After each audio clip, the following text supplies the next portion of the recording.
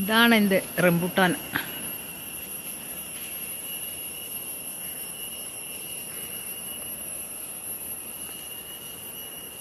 നിറച്ച് കായ്ച്ചിട്ടുണ്ട്,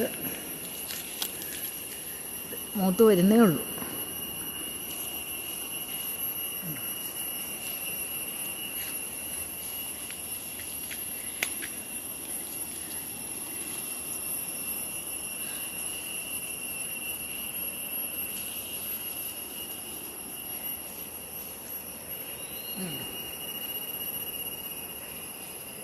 നിറച്ചുണ്ട്. വെയിലായതുകൊണ്ട് കാണാൻ പറ്റുമോ എന്നറിയത്തില്ല.